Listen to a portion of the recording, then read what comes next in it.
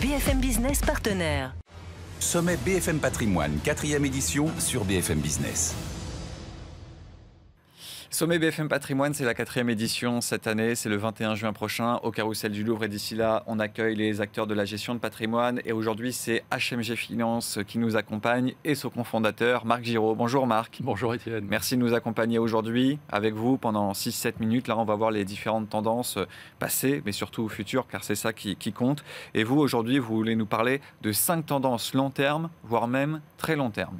En effet, nous pensons que nous sommes à un point d'inflexion sur des tendances qui ont soutenu, animé les marchés depuis des dizaines d'années parfois, et qu'il faut en tenir compte puisque les processus qui vont provoquer la performance dans les années à venir, ce ne sera pas du tout les mêmes que ceux qui ont fonctionné toutes ces dernières années.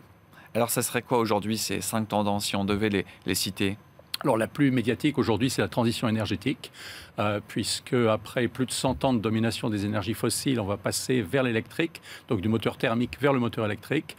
Et il va y avoir des perdants, bien sûr, il va aussi y avoir des bénéficiaires, notamment tous les producteurs de métaux, de minéraux. Ça, c'est très positif pour beaucoup de pays émergents à travers notre fonds HMG Globetrotter. Il y a aussi beaucoup de petites entreprises françaises qui vont bénéficier de cette nouvelle tendance. C'est très bon pour le fonds HMG Découverte. Donc la transition énergétique, mais pas que. Aujourd'hui, on voit aussi une situation en Ukraine qui est catastrophique. Ça a des répercussions sur les matières premières.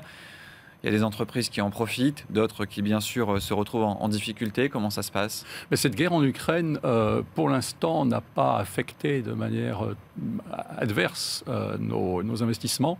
On est pas mal en dehors de tout ça. Ceci dit, ça confirme une tendance à la fragmentation du monde qui existait depuis quelques années déjà, avec la multiplication des tarifs douaniers, des réglementations, etc. On a un monde maintenant qui va se scinder entre les pro-russes ou les neutro-russes et les anti-russes. Ça va compliquer beaucoup de choses, notamment dans le négoce des matières premières, dans l'efficacité économique mondiale en général. Et ça nous montre aussi, cette guerre en Europe, que ça n'est pas parce qu'un pays est éloigné qu'il est forcément plus risqué. Donc, on a redécouvert à la faveur, je dirais, si j'ose employer ce mot, de la guerre en Ukraine, que des pays très éloignés, qu'on considérait comme risqués parce qu'ils étaient très éloignés, apportent en fait une remarquable diversification au portefeuille. Ça aussi, c'est très positif pour beaucoup de pays émergents, très loin de tout ce qui se passe aujourd'hui. Des exemples peut-être ? Oui, regardez les Philippines, par exemple, l'Indonésie, le Brésil, le Chili, le Pérou, qui sont des gros producteurs de matières premières, notamment métalliques, le cuivre, le nickel, etc. Ce sont des pays qui ont été très négligés par les investisseurs depuis maintenant 2012-2013 et qui vont revenir en force sur la scène internationale avec des produits que le monde entier va s'arracher aujourd'hui. Après, malheureusement, il y a l'inflation. On en parle tous les jours. L'inflation record dans différents pays. Aujourd'hui, ça a des répercussions sur certains business models ? Oui, Étienne, tout à fait. Et quand on ajoute, si vous voulez, les surcoûts liés à la transition énergétique, à la guerre en Ukraine, la fragmentation du monde, plus l'émission monétaire due en partie au virus, l'inflation finit par repartir et repartir même assez fort. Donc, toutes les sociétés qui bénéficiaient de l'absence d'inflation et de taux d'intérêt très bas sont aujourd'hui à la peine. Toutes les sociétés qui, au contraire, depuis maintenant 30 ou 40 ans de baisse de l'inflation et de baisse des taux, souffraient de cette désinflation. Donc les sociétés qui sont positivement corrélées à l'inflation et qui ont beaucoup souffert de ça, aujourd'hui, dans les années qui viennent, vont en bénéficier de manière assez sensible. Je pense par exemple aux banques, à la distribution alimentaire, etc.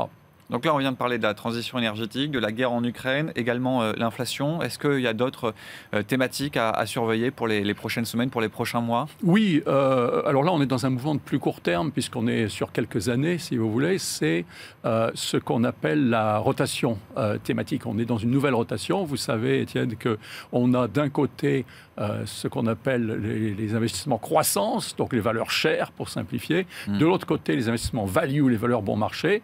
Il y a une rotation dans la faveur des investisseurs tous les 5 à 8 ans en moyenne.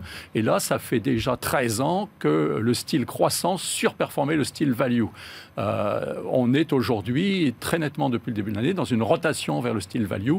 Et ce sont ces titres-là qui bénéficient de la relative stabilité, si vous voulez, qu'on peut en espérer, alors que les titres croissance, que ce soit le luxe ou la technologie, sont en baisse très sensible depuis le début de l'année. Et pour vous, ça peut durer, le rebond de ces valeurs value?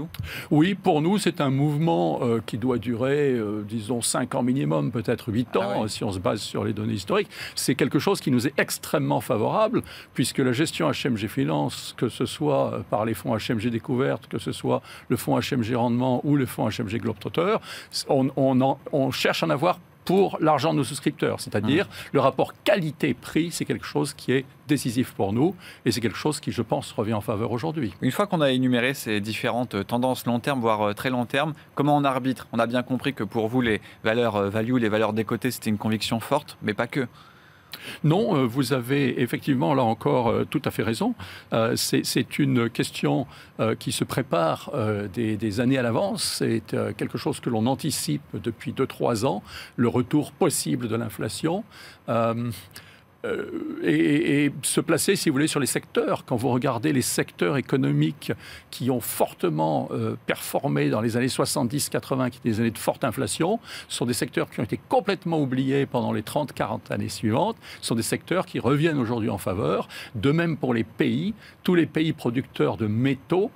Les métaux, on était dans une déflation métallique depuis maintenant une dizaine d'années. On est à nouveau dans une inflation métallique. Donc, il y a là des pistes d'investissement que nous avons adoptées et que nous pensons suivre pendant plusieurs années. Ce n'est pas quelque chose qui va cesser du jour au lendemain. Ce sont des vraies tendances de très long terme auxquelles on peut s'accrocher pour se laisser porter pour le long terme. Et donc, en termes de tendance, depuis le début de l'année, là, ça surperforme, mais ce n'est pas que le début.